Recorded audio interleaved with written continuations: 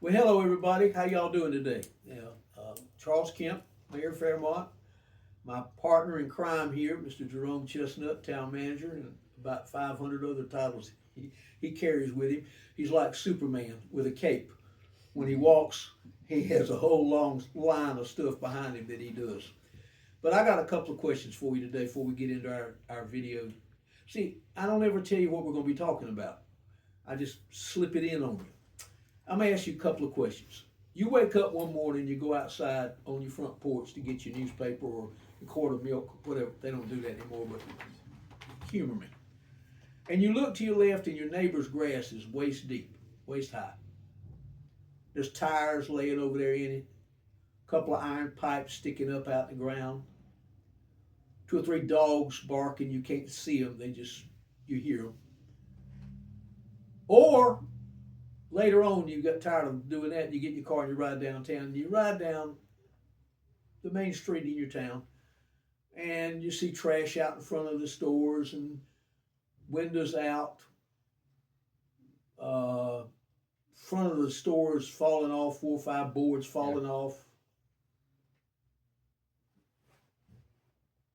Like the man said in the movie with Keanu Reeves, uh, what would you do? What are you going to do? Well, the first thing you're going to do is depend on the town to straighten out your neighbor so he'll cut his grass and get all the iron bars and the dogs and everything. And then you're going to hopefully know that your town, somebody in your town, some official in your town is going to talk to the business people about cleaning up the downtown. I could sit here and give you example after example after example. What I'm trying to do is point out so that Mr. Chestnut can come in here and discuss from his perspective codes enforcement. That's what our topic is today, codes enforcement.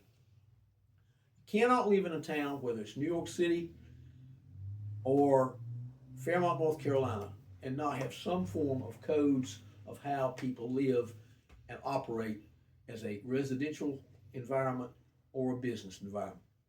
So what we want to do today is to point out some of the obstacles, the hurdles that government officials such as yourself, Mr. Chestnut, run through in trying to make a town livable, clean, neat, and orderly. Most definitely. Awesome. Mr. Mayor, this is a wonderful topic. You and I chat about this topic probably once a week about things around town. This is what I have shared at our town talk. I shared this as the town's code enforcement officer. Most of the time, I drive around the town with blinders on because I can't address all of the issues. No way possible. And if I were to pick them, then people would say, "Hey, you're selective enforcement." So most of our issues are driven on a complaint basis, Mr. Mayor. But let me go back to your examples that you use with the tall grass, the barking dogs. One of the foundations that I think most communities is missing is the ability to knock on your neighbor's door and have a conversation You're with right. them. Handle it locally. It's privately between the two. I really believe, and I want the listeners to understand, the most common of our issues cannot be addressed through that. The dogs, the trash, the tall grass. I'm not telling you to break the law. And if you have an abandoned house beside yours, to go over there and cut it. I'm not saying that.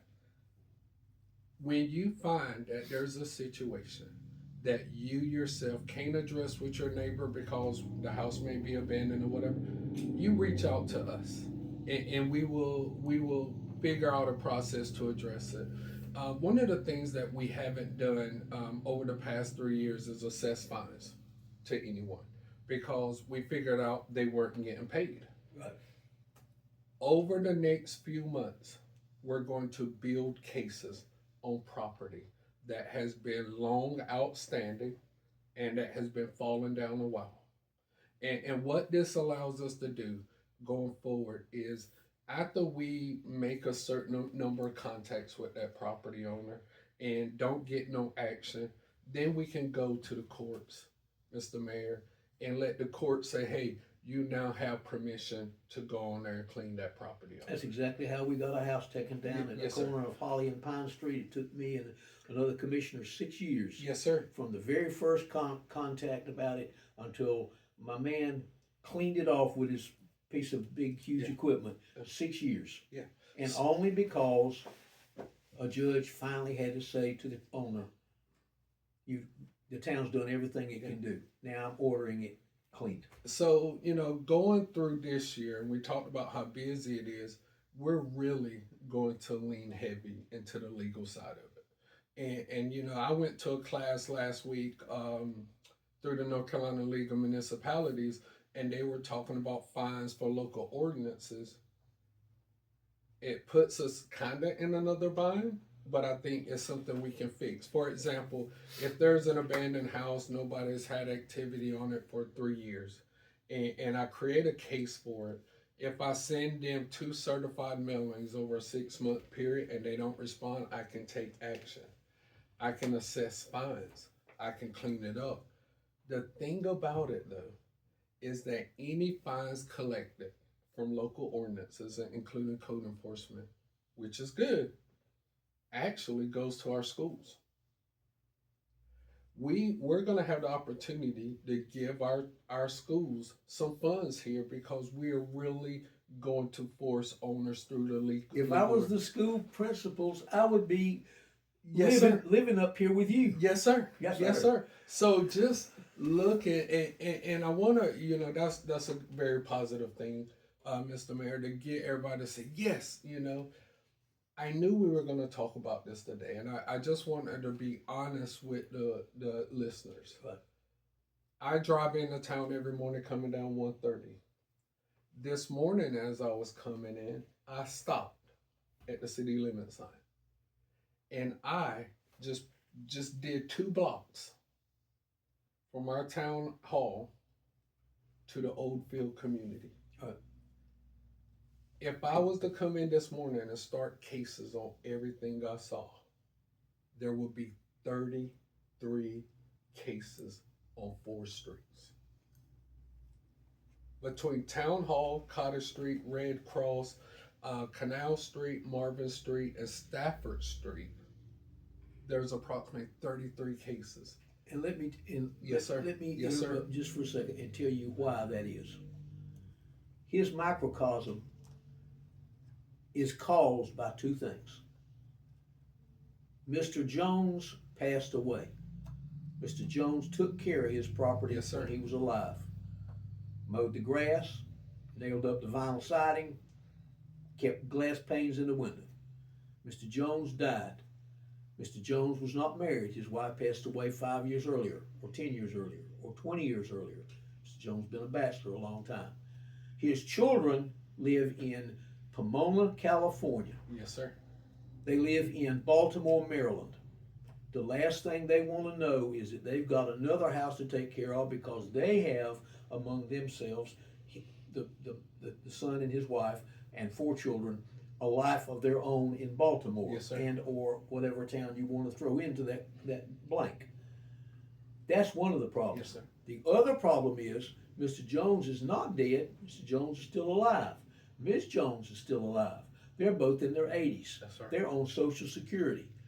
They haven't gone to a Lowe's and found out how much siding costs. Yes, sir. They have not. They can't afford a 0-turn lawnmower. Yes, sir. They are 85 years old and cannot take care of themselves and can't find anyone to do it. Those are the reasons that he has 34 Yes, notices or cases in 4 blocks. Because there are people that are either dead and their relatives could care less about Fairmont, or they can't afford it. Yes, sir. Yes, sir. So it's something, going back through my continuing ed and learning about different ways to approach it. We received $25,000 from the board last month for code enforcement. We've knocked down properties last year. We're going to continue on to clean up some properties again before June the 30th, Mr. Mayor. So, my parting shot to everyone who's listening out there, we care, we see it, We're going to try to address it in the most economical way for the town of Fairmont. Keeping in mind, we understand people are concerned about their property values and what's next door. We know our citizens are concerned about kids and their safety around these structures. That's a bigger thing. We do not come into work every day looking to not do anything for our citizens. We have and we will continue to do so, Mr. Mayor. It is my obligation as mayor of the town, and I ride around every street in this town over a period of a week. There's not one town street that I have not covered. I'm not saying in one day, but over a period of a week. I know every house here and every piece of property here that needs correction. Yes, sir. We don't have $1 million a day. It would cost us a fortune to do all the things that he needs to get done. It would be lovely. It would be wonderful. We'd live on a shining city on a hill then, no doubt about that. We just can't afford that. Yeah. But we're not going to turn a blind eye to it and let it go. He's not. I certainly am not. And we do have this conversation a lot. So bear with us and let us clean up Fairmont. I know you'll be proud of it when we get all that done. Most definitely. And last thing, Mr. Mayor, we have a planning board meeting this Thursday. If you're a citizen out there and you have a concern about the property right next to you, bring it to the planning board. You have 5 minutes to talk at our planning board meeting. Give us these cases, because I'm not starting cases without, a citizen's complaint. Bring those cases to me. Let's work together. Mr. Mayor, you got a clean sweep team that's out there in the town surveying properties. Bring those to us. Let us prioritize them, lay out the money, and get those corrected. In January, I appointed 3 ladies here in town to make up what I call a clean sweep team. Yes, sir. And they are now working, and they make a report monthly to the town board, directly to the town board. If it takes 20 minutes, if it takes 30 minutes, they're not limited by the 5-minute rule. Yes, sir. And they told us last month that they were going to get started, and they would be coming each month to make this report. And they're 3 excellent people. March the 17th. Absolutely. So they're out. We've got sets of eyes out there. Yeah. Public Works Director, Town Manager, myself, members of the board. There are plenty of people out there. It's about money. It's not about time. It's about money and what we can and cannot do legally. Yes, sir. We can't just drive up and tell a man, you've got 15 minutes to tear this down. To clean You it got up. to clean this up. 15 minutes.